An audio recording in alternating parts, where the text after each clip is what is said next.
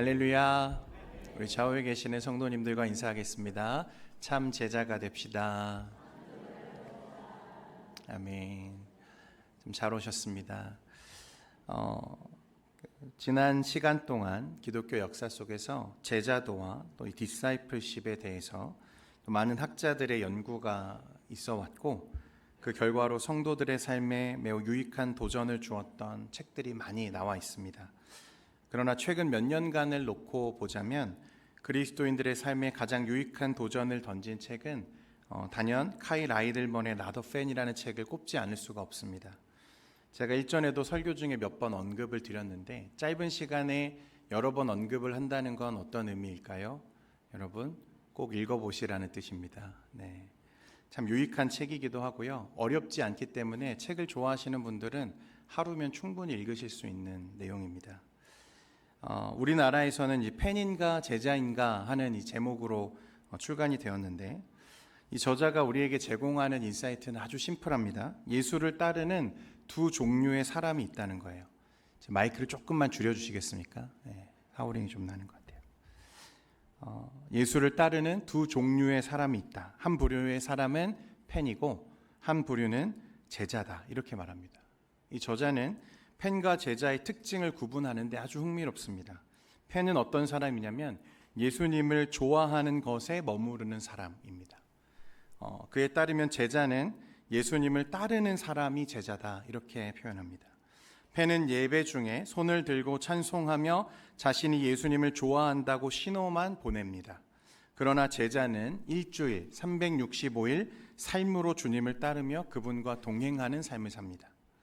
팬은 좋아는 하지만 자신의 전부는 걸지 않는 사람입니다. 자신이 좋아하는 것도 그래서 때때로 달라질 수 있는 사람이죠. 그러나 제자는 자신의 모든 것을 걸고 주님을 따르고자 닮고자 하는 사람이라고 말합니다.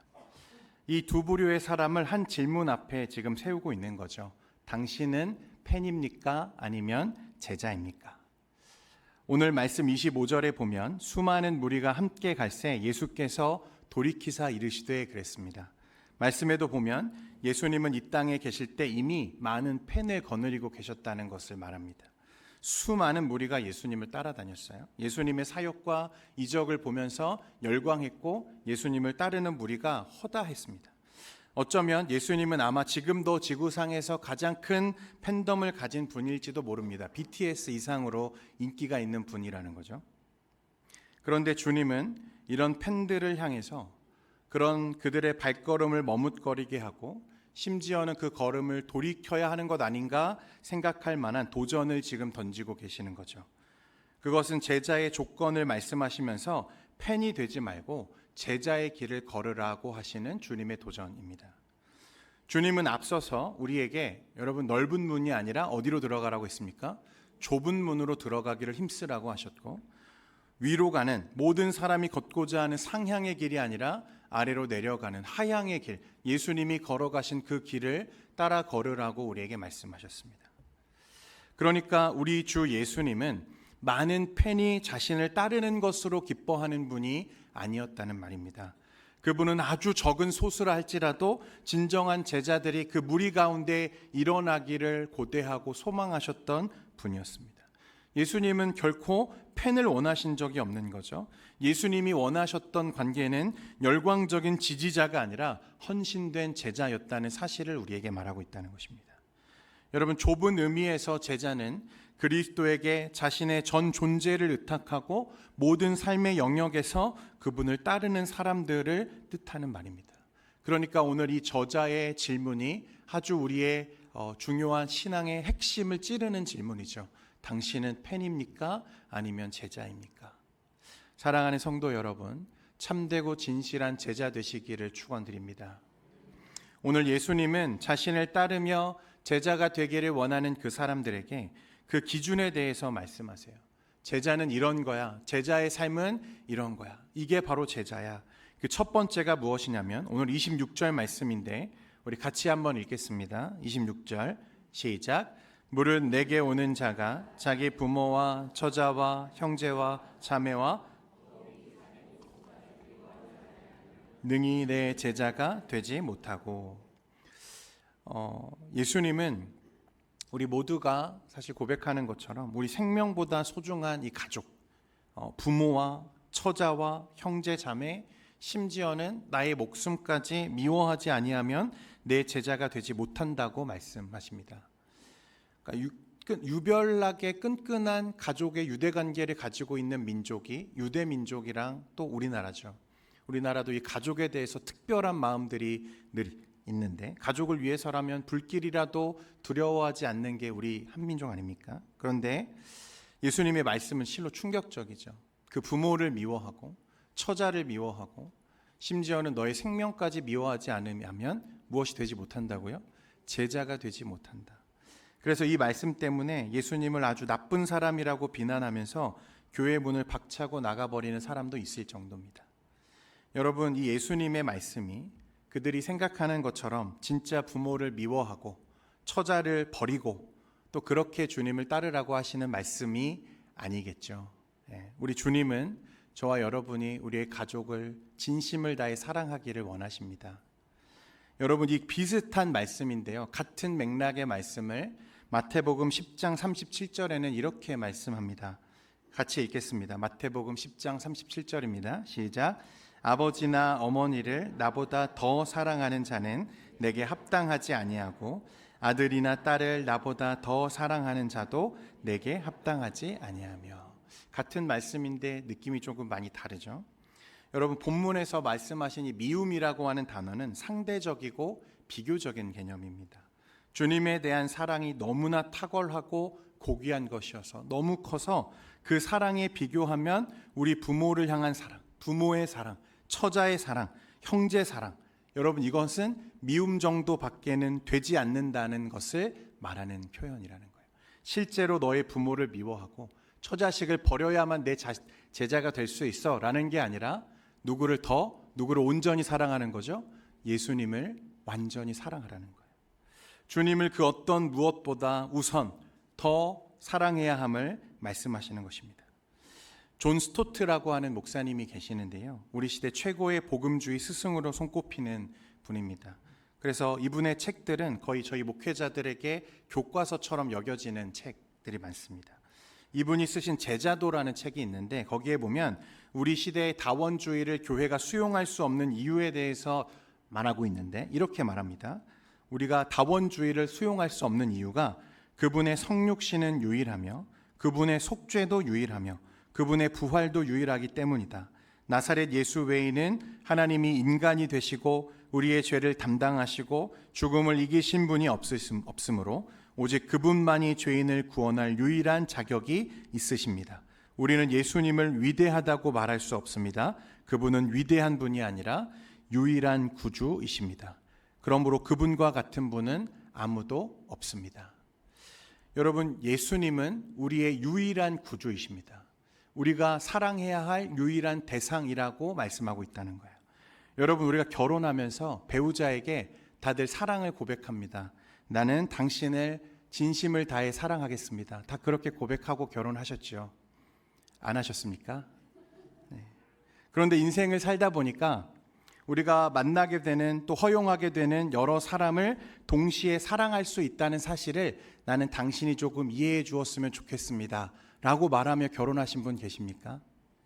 우리는 분명히 결혼할 때 나는 당신 한 사람만 영원히 내 목숨을 다해 사랑하겠습니다 라고 서약하고 결혼하셨잖아요. 아니십니까? 여러분, 우리는 그렇게 말할 수 없는 거죠. 나는 당신을 사랑하겠지만 이따금씩 다른 것도 조금 사랑할 수 있습니다 라고 말할 수 없는 거죠. 모든 진지한 사랑은 유일한 대상을 향한 사랑을 요구하는 것입니다. 성경은 자주 우리 주님을 우리의 신랑으로 또 우리를 신부로 묘사하죠. 그런데 우리의 현실과 실제는 많은 사랑하는 것들 중에 하나로 예수님을 그 자리에 세워둘 때가 참 많다는 사실입니다. 예수님을 사랑하기는 합니다. 그런데 예수님 외에도 저는 이것도 사랑하고 저것도 사랑할 수 있다고 여기는 인생들이 많다는 거죠. 저에게는 일도 소중하고 가족도 소중하고 제 명예와 사회적 지위도 소중합니다. 여러분, 이것이야말로 전형적인 펜의 특징이라는 거예요. 다른 여러 것들 사이에 예수님을 세워두고 내가 예수님을 사랑하겠다고 말하는 것이 바로 전형적인 팬들의 특징이라는 것입니다.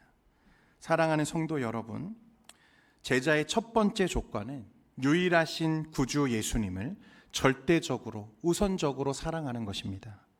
그러므로 사랑하는 여러분, 한 분 우리 예수님, 오직 우리의 사랑의 대상이 되시는, 우리의 신랑 되시는 예수님만을 사랑하는 여러분 되시기를 축원드립니다. 두 번째로 14장 27절에 보면 이렇게 말씀합니다. 두 번째 조건 같이 읽겠습니다. 시작. 누구든지 자기 십자가를 지고 나를 따르지 않는 자도 능히 내 제자가 되지 못하리라. 아멘. 예수님은 오늘 본문 외에도요, 여러 번 너희가 나를 따르려거든 무엇을 지고? 너희의 십자가를 지고 나를 따르라고 말씀하셨습니다. 그러니까 십자가를 지는 것이 제자의 두 번째 조건이라는 거예요. 제자가 된다는 것은 십자가를 지는 것입니다. 여러분, 그런데 십자가를 지는 게 어떤 의미인가? 단순하게 희생적인 헌신과 죽음을 각오하라는 뜻인가?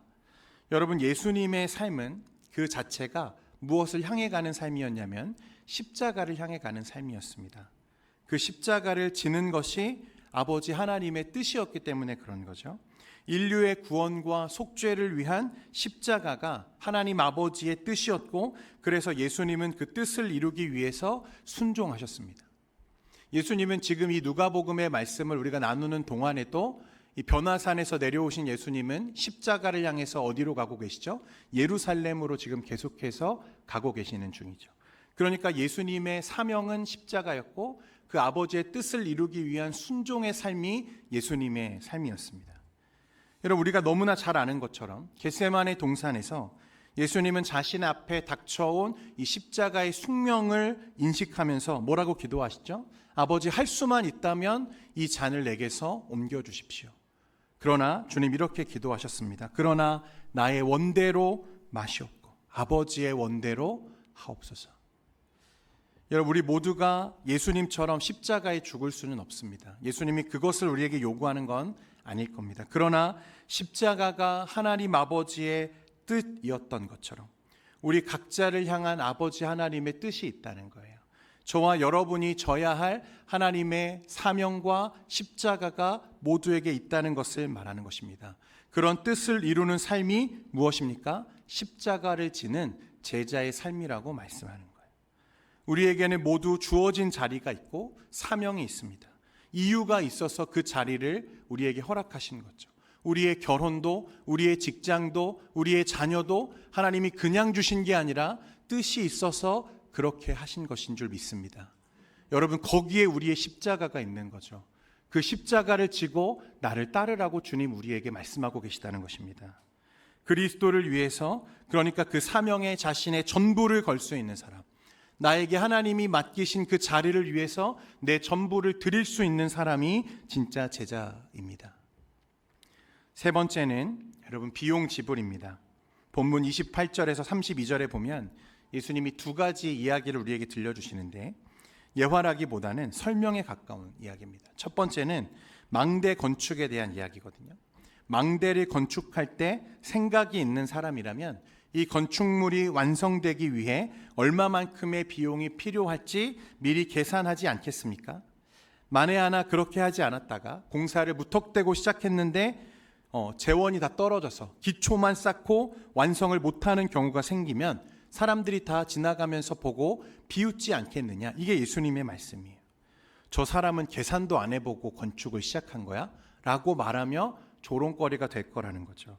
28절 말씀에 보니까 너희 중에 누가 망대를 세우고자 할진대 자기의 가진 것이 준공하기까지에 족할는지 먼저 앉아 그 비용을 계산하지 아니하겠느냐. 그러니까 그 비용을 먼저 계산하는 게 당연하다, 이렇게 말하는 것입니다. 또 두 번째는 전쟁에 대한 이야기를 하세요. 전쟁이 발발했는데 한 왕이 나가서 이제 전쟁을 치러야 되는 상황에서 아군은 1만 명이 있고 적군은 2만 명입니다. 그러니까 소수로 다수를 상대로 전쟁을 해야 되는 상황이라는 거죠. 그런데 그 전쟁을 나아가서 이기려면 과연 어떻게 해야 되는지, 얼마만큼의 희생이 있을지, 군비가 얼마큼 필요할지 미리 계산하는 게 당연하다는 거예요. 31절 말씀에 같이 한번 읽겠습니다. 31절입니다. 같이 읽습니다. 시작. 또 어떤 임금이 다른 임금과 싸우러 갈 때에 먼저 앉아 1만 명으로서 저 2만 명을 거느리고 오는 자를 대적할 수 있을까? 헤아리지 아니하겠느냐. 아멘. 미리 계산을 했는데 전쟁을 아무리 계산을 해도 이길 것 같지가 않아요. 방법이 없어 보입니다. 그러면 왕은 어떻게 할까요? 전쟁을 하면 안 되겠죠. 서둘러서 사람을 보내서 화친을 청하거나 아니면 선물을 보내거나 그렇게 해서 적군의 발걸음을 돌이킬 수 있는 방법을 써야겠죠. 여러분, 두 가지 이야기는 우리에게 비용에 대해서 말씀하고 있습니다. 비용. 우리는 구원받기 위해서, 저와 여러분의 구원을 위해서는 사실 아무런 대가도 지불한 적이 없습니다. 왜냐하면 그 대가는 전부 누가 지불하셨어요? 예수님이 대신 지불하셨기 때문에 그렇습니다. 하지만 여러분, 우리는 구원을 위해서 아무런 대가를 지불하지 않았지만 그렇다고 해서 우리의 구원이 값싼 은혜를 말하는 것은 아닙니다.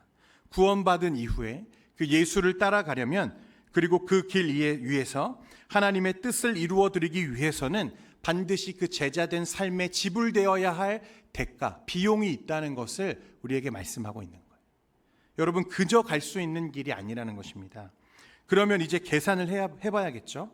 우리가 마치 망대를 지을 때에도, 전쟁을 할 때도 그 지불할 비용을 미리 계산해보고 따져보는 것처럼 우리가 그리스도의 제자로서 이 삶을 살아갈 때 지불해야 할 비용에 대해서 미리 계산을 해보는 것이 당연하다고 말하는 거예요. 수지타산을 계산해보라는 것입니다. 그리고 나서야 그 길을 우리가 갈 수 있을지 아니면 갈 수 없을지를 판단이 서지 않겠습니까? 여러분, 생각해 보십시오. 우리가 예수를 믿음으로 영접했을 때 저와 여러분이 얻은 보상이 무엇입니까?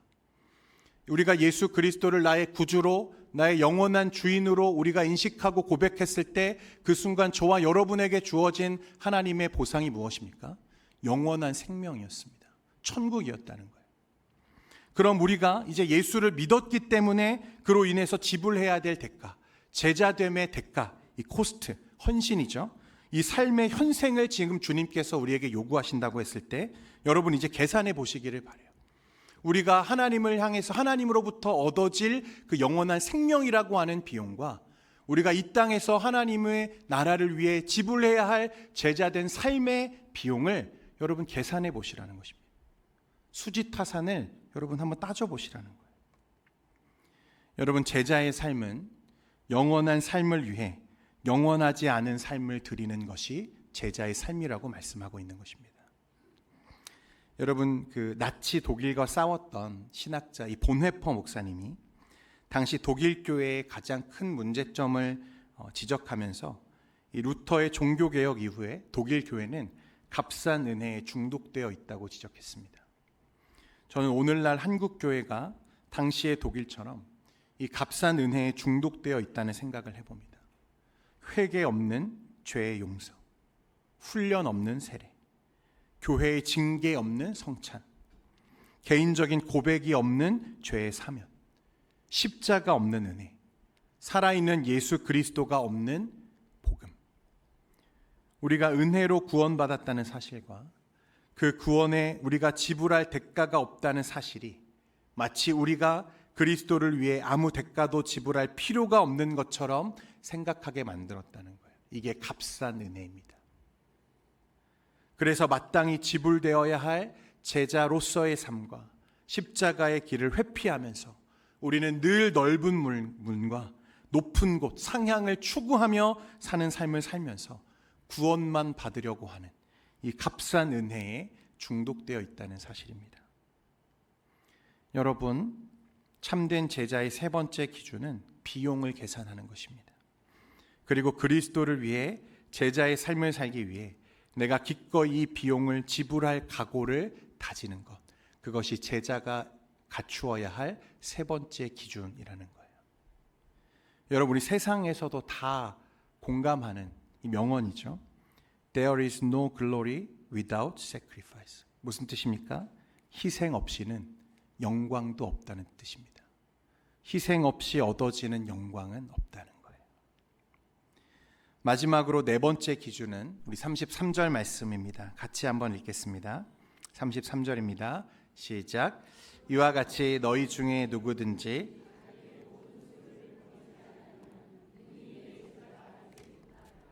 아멘. 이 말씀을 보자마자 어떤 분들은 불교식의 무소유를 먼저 떠올리셨을지도 모르겠습니다. 결론적으로 말씀드리자면 주님은 이런 무소유를 우리에게 요구하시는 게 아닙니다. 성경은 물질과 하나님을 겸하여 섬길 수 없다고 말합니다. 여러분 잘 이해하셔야 하는 것은 그 물질, 소유 자체가 죄가 아닙니다. 그 물질을 우리가 섬기는 것이 문제인 것입니다.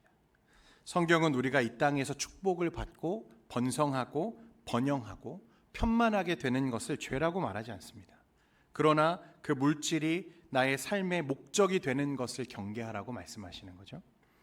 물질은 목적이 아니라 하나님의 나라를 위한 도구인 줄 믿습니다. 주님은 우리에게 소유 자체를 다 비우고 버려야만 제자가 될 수 있다고 말하는 것이 아니라 우리의 주인이 우리의 마음의 자리에 그 물질이 서지 않도록 경계하라고 말씀하십니다. 그래서 우리의 모든 소유와 물질은 내 삶의 참 주인이신 하나님과 우리 주님을 위한 것임을 인식하라고 오늘 말씀하시는 거예요. 그래서 성경은 우리에게 늘 어떤 말을 자주 사용하냐면 청직이라는 말을 자주 사용합니다. 우리가 가진 것이 사실은 우리의 것이 아니라 누구의 것이라는 거죠? 하나님의 것임을 인식하며 살라고 말씀하시는 거죠. 그래서 우리가 가진 것은 우리의 소유가 아니라 우리의 몸은 우리의 것이 아니라 하나님의 것이므로 주님의 것이므로 그분의 맡기신 것임을 선언하고 그분의 뜻대로 사용하는 청지기적인 삶이 제자에게는 필수적으로 요구된다는 거예요. 빌립보서 3장 8절에 보면 바울이 이런 고백을 합니다. 또한 모든 것을 해로 여김은 내 주 그리스도 예수를 아는 지식이 가장 고상하기 때문이라. 내가 그를 위하여 모든 것을 잃어버리고 배설물로 여김은 그리스도를 얻고 그랬습니다. 바울은 본인이 회심하여서 주님의 제자 사도가 된 이후에 자기가 가진 모든 것을 배설물과 같이 여긴다고 늘 고백했습니다. 그가 가진 지식, 그가 가진 시민권, 그가 가진 탁월한 언변, 여러분 생각해 보십시오. 바울이 그렇다고 해서 그가 가진 지식을 다 버렸습니까? 그가 가진 시민권을 포기했나요? 그가 가졌던 탁월한 언변적, 논리적 사고를 그가 버렸습니까? 전혀 그렇지 않죠. 그러나 우리가 바울에게 당신은 정말 그것들을 버렸냐고 묻는다면 그는 버렸다고 말할 거예요. 왜냐하면 그는 그 자신에게 주어진 것을 내 것이 아니라 단 한순간도 내 것이 아니라 잠시 주님이 맡겨주신 것으로 여기며 철저히 주님의 복음을 위해 사용했기 때문에 그렇습니다. 사도 바울은 자신의 율법과 그런 지식과 논리, 언변, 로마 시민권이라고 하는 배경 전부를 모두 주님을 위해 사용하기 시작했어요. 그의 성경적인 지식은 13권의 서신서를 기록하여서 초대교회의 기틀을 세우는 데 사용되었고 바른 믿음과 삶의 기준을 제공했습니다. 우리 교회의 모든 신학적 토대가 바울의 서신에서부터 비롯되었어요. 저와 여러분이 고백하는 신앙 고백도 그의 서신 안에 고백되어 있습니다. 그의 탁월한 논리와 언변은요, 그가 선교 여행을 떠났을 때 가는 곳마다 교회들이 세워지고 제자들을 세상에서 불러내는데 전부 사용되었어요. 여러분 역사학자 아놀드 토인비라는 분이 바울을 태우고 드로아에서 이 마게도냐로 향했던 그 배가 유럽의 역사를 바꾸는 배였다고 평가할 정도였습니다. 그는 그가 가진 모든 역량을 다 동원해서 예수를 증거하는 일에 사용했다는 거예요. 여러분 오늘 말씀 34절과 35절에 보면 소금에 대해서 말하는데 우리 같이 한번 읽겠습니다. 시작. 소금은 좋은 것이나 소금도 만일 그 맛을 잃으면 무엇으로 짜게 하리요? 땅에도 거름에도 쓸데없어 내버리니라. 들을 귀가 있는 자는 들을지어다 하시니라. 사랑하는 성도 여러분, 바울은 그러니까 소금처럼 살기를 바랬는지도 모르겠습니다. 그래서 그 자신은 녹아 없어져 사라질지언정 세상에서 그리스도의 맛을 내고 향기를 내기를 원했던 바울. 그런 제자를 주님은 지금 기다리고 계시다는 거예요. 여러분 말씀을 정리합니다. 예수님의 제자가 된다는 것은 예수님을 더 사랑하는 게 아니고 예수님만 사랑하는 것입니다. 예수님의 제자가 되면 내 삶에 이제 나는 없고 하나님의 뜻이 가장 우선되어야 하고 예수님의 제자가 되면 그 어떤 것이라도 대가로 지불할 준비가 되어 있어야 하고 예수님의 제자가 되면 나의 모든 것을 다해 주님을 위해 사는 것이 바로 제자라고 우리에게 말씀하십니다. 그리고 나서 우리는 다시 이 질문 앞에 서게 되는 거죠. 여러분은 팬입니까? 아니면 제자입니까? 루마니아가 이 공산 통치를 받고 있을 때요, 존 오로스라고 하는 목사님이 계셨습니다. 당시에 이제 교회는 이 박해를 받고 있었는데, 이 목사님이 당시 이제 막 예수를 믿었던 사람들에게, 막 신앙을 시작하는 사람들에게 이렇게 권면했다고 합니다. 여러분이 예수님을 구주로 믿고 그리스도인이 되고 세례받는 것을 환영하고 축하합니다. 그러나 이것을 각오하십시오. 여러분이 그리스도인이 된 것을 공산당의 첩자가 상부에 보고할 수 있습니다. 내일부터 여러분은 직장을 잃을 수도 있습니다. 친구들이 등을 돌릴 수도 있습니다. 이웃들이 멀어질 수 있고 자식들과 불화하게 될 수도 있습니다. 감옥에 갈 수도 있고 심지어 목숨을 잃게 될 수도 있습니다. 그래도 괜찮으시면 이제 신앙 고백을 하십시오. 여러분, 우리도 매일 신앙 고백을 합니다. 내가 하나님의 자녀임을 예배 중에 한 주도 빠짐없이 같은 신앙 고백을 하고 있습니다. 그런데 우리가 하는 신앙의 고백과 왜 저들이 하는 그 고백의 무게와 가치가 전혀 다르게 느껴지는 것일까요? 여러분, 그것은 우리가 값싼 은혜, 예수 그리스도 없는 복음, 헌신이 없는, 희생이 없는 제자의 삶을 걷고 있기 때문이라는 것입니다. 여러분, 그러면 이제 어떻게 해야 될까요? 주님은 제자를 원하시고 제자의 삶은 이런 것이라고 한다면, 이 엄숙하고 고결한 제자의 삶을 시작하는 그 첫걸음을 어디서부터 우리가 시작하면 될까요? 사랑하는 성도 여러분, 우리 주님의 마음으로 여러분들께 권면드립니다. 여러분의 예배와 기도, 이 경건 생활을 다시 세우시기를 축복합니다. 제가 사역을 시작하고 1년이 지나가는 이 시점에 주일 오전 예배를 제외하고 공적인 예배를 전혀 못 드리시는 분들이 많이 있습니다. 수요 예배, 금요 예배, 새벽 예배, 여러분, 주일 오전 예배만 의무적인 신앙생활이 아닙니다. 물론 제가 그 이유는 잘 압니다. 우리의 삶이 참 바쁘죠. 사업을 해야 되고 직장도 다녀야 되고 거리가 멀리 떨어져 있기도 하고 가족들도 돌봐야 되고, 그래서 시간을 내기 어려운 분들도 계시다는 것 잘 알고 있습니다. 충분히 이해합니다. 또 예배 출석률이 우리 경건의 척도가 되는 것도 아니고 예배에 많이 참석해야 무조건 영적으로 성숙해지는 것도 아닙니다. 그러나 그 기본적인 예배와 기도의 자리조차 지키지 못하는 상태에서 제자도 희생, 사명, 헌신 이런 것들이 귀에 들릴 리가 없습니다. 그러므로 사랑하는 성도 여러분, 우리 믿음의 권사님들, 우리 안수 집사님들, 우리 장로님들, 여러분의 경건과 예배와 기도 생활을 다시 믿음 중에 세울 수 있기를 주님의 이름으로 축원드립니다. 여러분, 주님은 우리의 완벽한 모습이 아니라 순종의 한 걸음을 지금 원하시는 거예요. 주님은 우리에게 완벽해라, 완전해라 라고 말씀하신 적이 없어요. 오늘 지금 네가 할 수 있는 그 부분부터 시작하라고 말씀하고 계시다는 거예요. 여러분, 사도 바울이 우리에게 남긴 이 말씀을 꼭 기억하십시오. 현재의 고난은 장차 얻을 영광과 비교할 수 없다. 여러분, 우리가 하나님의 은혜로 받은 구원의 영광은 우리가 이 땅에서 지불해야 될 그 어떤 대가보다도 고결한 것임을 여러분 꼭 기억하시기를 바랍니다. 그래서 비용 계산을 마친 우리 믿음의 선배들은요, 주님의 지상 대명령을 이루기 위한 거룩한 제자의 삶에 자신을 아낌없이 드리며 살았습니다. 우리 한국 교회에도 그런 역사의 흔적들이 너무나 많이 남아 있어요. 여러분, 마지막으로 한 교회를 여러분들에게 소개해드리고 설교를 마치려고 합니다. 전라남도 영광에 가보면 이 염산교회라는 곳이 있습니다. 여러분 아시는 분들도 계실 텐데 6.25 전쟁 때 국군이 이제 영광에 진군해서 들어왔을 때 퇴각하지 못했던 이 공산당들이 교회에 불을 지르고 교인들을 바닷가 수문통에서 바위를 매달아서 수장시키고 물 위로 올라오는 사람들을 죽창으로 찔러 죽이고 총으로 쏴 죽이고 그날 그 염산교회에 김방호 목사님을 비롯해서요, 교인 중에 3분의 2에 해당하는 77명이 함께 순교를 했습니다. 이 대표적인 한국교회 순교의 역사인데, 2018년인가 저도 한번 그 교회를 방문한 적이 있습니다. 제가 참 충격을 받았어요. 정말 충격적인 것은, 여러분, 저 77인의 순교자 중에 불과 10살 남짓한 어린아이들도 있었다는 것입니다. 얼마나 무서웠겠어요?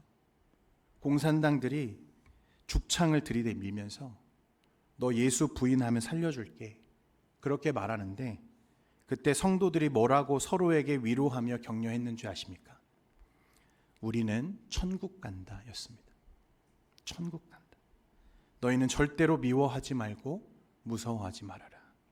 몰라서 그러는 거야. 여러분, 그 자리에 있었던 그 어린아이가 예수님의 그 순교의 제자의 삶을 걸어갈 때 그가 우리보다 특별한 사람이어서 그 길을 걸을 수 있었던 게 아닙니다. 그 거룩한 삶에 부족한 내 인생을 드리기로 결정하는 순간에 그 길에 주님이 우리와 함께 하시는 줄 믿습니다. 주님은 우리를 혼자 걷게 두지 않으세요. 우리와 함께 걸어주시고 우리에게 순종할 수 있는 힘을 주시는 것입니다. 사랑하는 성도 여러분, 혹시 지금 이 순간에도 나는 아직 준비가 안 되었는데, 나는 많이 부족한데, 그런 마음이 드십니까? 괜찮습니다.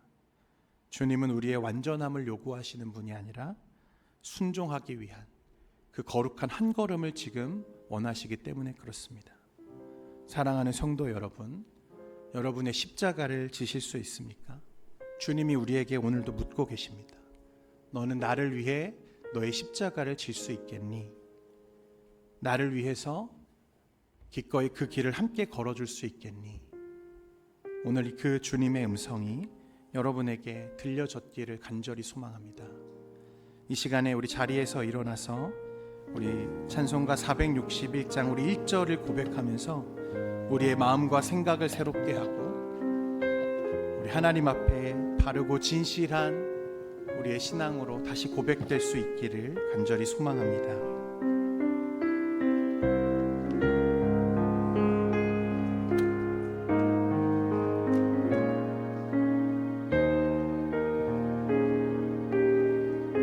십자가를 질 수 있는 십자가를 질 수 있는 주가 물어보실 때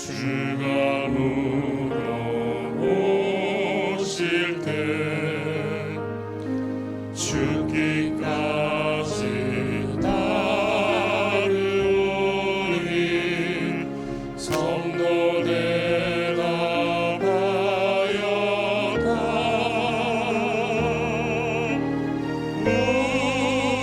우리의 심령 주의 것이니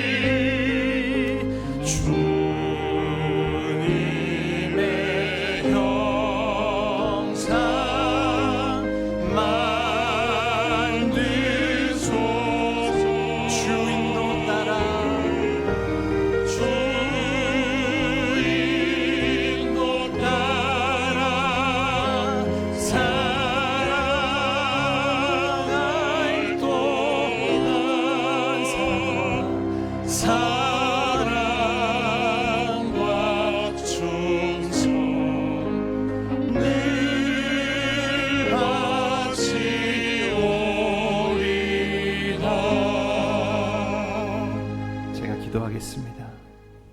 사랑과 은혜가 충만하신 하나님 아버지, 오늘 우리에게 제자라는 이름의 무게를 다시 알게 하시고 값싼 은혜에 중독되어 있는 우리의 신앙을 돌아보게 하시니 감사합니다. 우리가 예수님을 따르는 패문으로 머무는 것이 아니라 진정한 제자로 살기를 주님 원합니다. 하나님, 혹 우리의 삶에 편안함만을 구하며 값싼 은혜에 머물러 있었다면 용서하여 주시고 주님이 우리의 삶의 우선순위가 아니라 전부가 되게 하여 주옵소서. 우리의 시간과 관계와 소유와 생명까지도 주님께 드리게 하시고 십자가를 지고 주님을 따르는 길을 두려워하지 않게 하옵소서. 오늘 이 시간부터 주님, 이 순종의 한 걸음을 내딛는 결단을 우리에게 주시고 그래서 우리의 모든 삶 속에 주의 흔적이, 주의 역사가 일어나게 하여 주옵소서. 소금처럼 녹아 사라질지언정 하나님께 전부를 드리고자 했던 사도 바울처럼 주님의 부르심에 응답하는 우리 동현교회 모든 성도들 되게 하셔서 그들이 서 있는 그 자리마다 예수 그리스도의 향기가 나타나며 하나님의 나라가 확장되게 하여 주옵소서. 오늘도 우리에게 은혜의 결단 주심에 감사드리며 우리 구주 예수 그리스도의 이름으로 기도드립니다. 아멘. 이제는 우리 주 예수 그리스도의 은혜와 아버지 하나님의 극진하신 사랑과 성령님의 위로 교통 충만케 하시는 은혜가 주님을 따라 기꺼이 제자된 삶을 살기를 결단하며 원하는 여기 모인 모든 주의 권속들과 성도들 머리머리 위에 이제로부터 영원토록 항상 함께 있을지어다. 아멘.